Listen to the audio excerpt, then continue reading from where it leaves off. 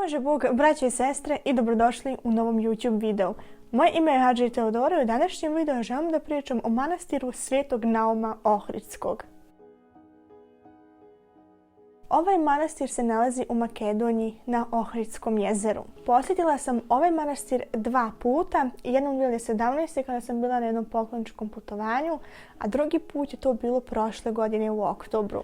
Što se tiče mog prvog doživljaja vezano za ovaj manastir, mogu da vam ispričam da smo se vozili od Ohrida do manastira sa autobusom i put je bio katastrofalan, mnogo mi je bilo muka i nisam toliko dobro podnijela taj put i jedva sam čekala da dođem u manastir. Nekako mi se taj put toliko razduljio, iako je samo 38 km odaljen od Ohrida, nekako sam mislila da mi već putujemo 5 sati. Uglavnom kad smo bili došli, prvo sam vidjela da je taj manastirski kompleks velik i njih mi se dopalo da su pretvorili to mjesto sve više i više u jedno turističko mjesto.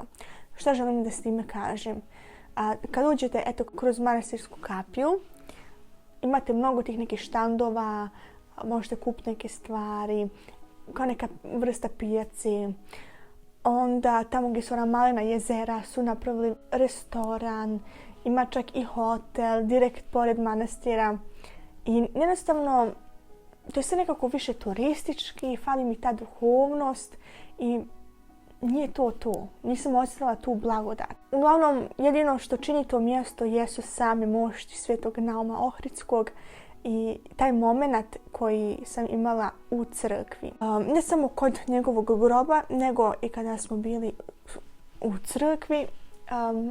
Osjećala sam veliku tišinu, jedan veliki mir, ali čim izađeš van crkve, opet u tom krugu puno turista, jednostavno fali ta duhovnost.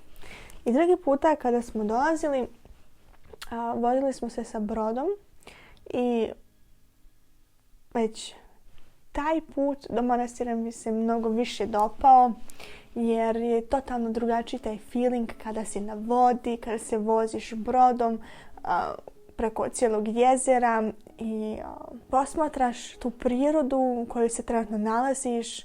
To je nešto što vam mogu definitivno preporučiti kada se nalazite u Ohridu, da putem broda krenete za manastir Svetog Nauma. Kod Svetog Nauma nisam vidjela nikakvu promjenu, a sve ostalo isto, kako mogu to da kažem.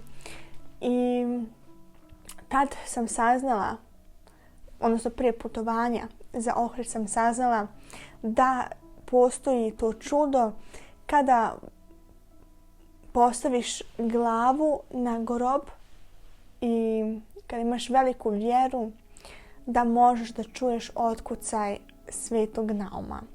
To prvi put nisam znala, ali ovaj drugi put sam rekla dobro, želim obavezno da tako postavim svoju glavu i nadam se da mogu da čujem otkucaj srca.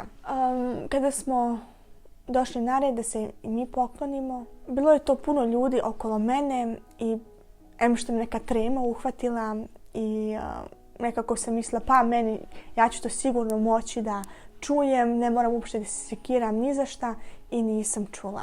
Prišla sam onda drugi put sa više vjere, odnosno molila sam se da me udostoji da sad čujem, ali ipak je tu bio još jedan trunčić skepse u meni i čula sam skroz blago otkucaj srca. I onda sam odlučila kasnije da odem još i treći put, gdje sam se dugo pomolila, gdje sam ispustila nekoliko suza i imala sam tu veliku želju da mi da tu priliku da čujem njegovo srce.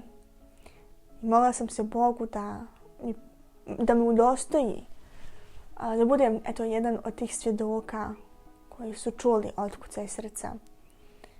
I bila sam sama u toj prostoriji, niko nije bio tu. I bila sam dugo vrijeme unutra i čula sam, ne možeš da kažeš da nije bio otkucaj.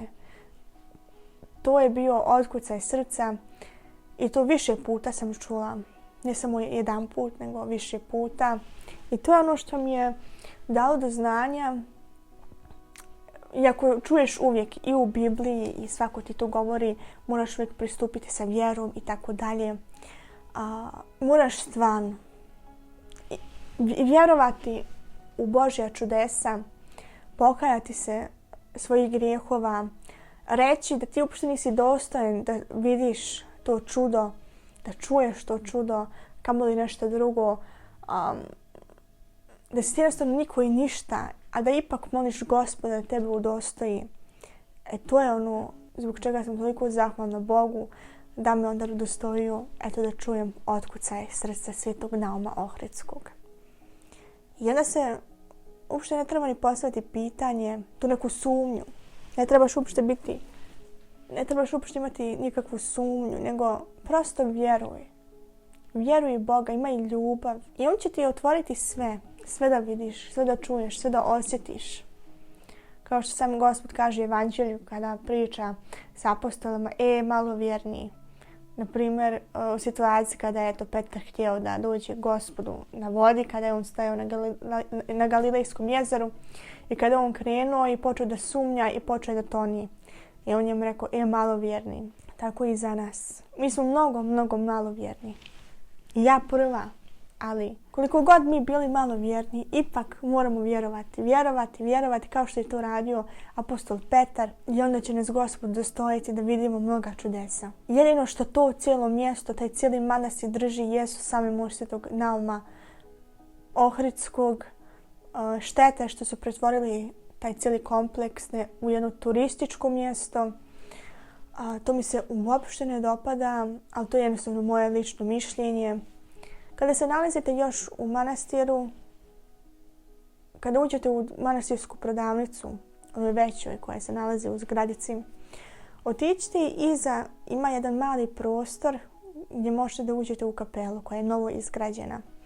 Mnogi nisu znali, zato nisam ni ja znala, nego smo to slučajno, ja sam tražila. Vidjela sam da to njihovo osoblje, odnosno ljudi koji pomagaju manastiru, da nose maslinsko-zelene boje. Maslinasko-zelene boje. I meni se to toliko dopalo i pa sam htjela da vidim da li oni prodaju takvu majicu da je sebi kupim. I dok sam razgledala, pronašla sam ulaz u tu kapelu. I stvarno vam mogu preporučiti da uđete unutra. Osjećate se toliko divno, pun mira, nema nikog oko vas, nikakvi turisti, nikakvi drugi hodočasnici, nego samo vi sa Gospodom. I to je nešto što je predivno. Također ima na kapelice Svete Petke gdje možete iza kapele da naspijete sebi svete vode koja ona izvire iz te kapele. I tu nije bilo puno ljudi. Otiđite obavezno i na to mjesto, veoma sveto mjesto. To je ono što vam ja mogu da poručim. Vidimo se u sljedećem videu. S Bogom, amin.